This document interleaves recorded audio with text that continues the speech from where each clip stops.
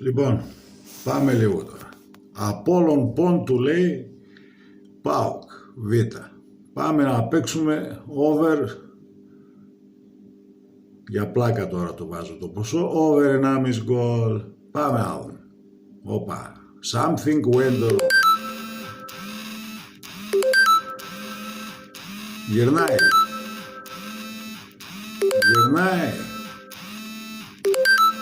Γυρνάει, άντε μας καλούν, τίποτα. Λοιπόν, 100 φορές να προσπαθήσεις, αυτό εδώ θα γυρνάει, δεν πρόκειται να γίνει τίποτα. Γυρνάει. Τίποτα. Λοιπόν, κάνουμε μια αποσύνδεση. Και καθαρίζουμε την τέτοια. Καθάριση δεδομένων, πώς λέγεται. Λοιπόν, πάμε λίγο εδώ. Πού είναι, ρυθμίσεις.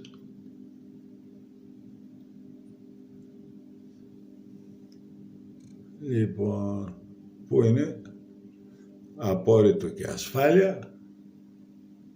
Διαγραφή δεδομένων περιήγησης. Διαγραφή δεδομένων. Δεν με εξτρώνει έτσι τώρα, για κατάλαβες. Το κάναμε κι αυτό. Το είχα κάνει και προηγουμένως, γι' αυτό έγινε τόσο γρήγορα. Πάμε ξανά τώρα. Σύνδεση. Έτσι. Συνδεόμαστε. Συνδεθήκαμε. Έτσι. Συνδεθήκαμε τώρα. Πάμε τώρα πάλι. Πάμε να το τοποθετήσουμε. Βλέπουμε εδώ έτσι. Over 1,5 γκολ. 4,35. Ωραία. Ας βάλουμε και €1 έτσι για να δείξουμε. Λοιπόν. Πάμε τώρα. Αυτό τώρα με ξαναβγάζει πάλι σύνδεση. Ενώ κάναμε προηγουμένως σύνδεση, ξανά μάνα σε λέει σύνδεση. Ξανακάνε μεγάλη. Κάναμε. Βλέπετε εδώ, 67 € έχει υπόλοιπο. Κοιτάξτε τι βγάζει μόλις το πατάω. Ξανά μάνα σύνδεση. Ξανακάναμε σύνδεση. Στοιχηματίστε. Ξανά μάνα σύνδεση, Ροφιάνη σου λέει. Εδώ θα πεθάνεις.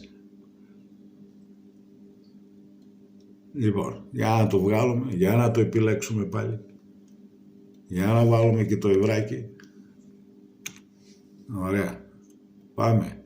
Όπα! Ξανά σύνδεση σε λέει, αδελφέ. Πρέπει να κάνεις 99 φορές σύνδεση.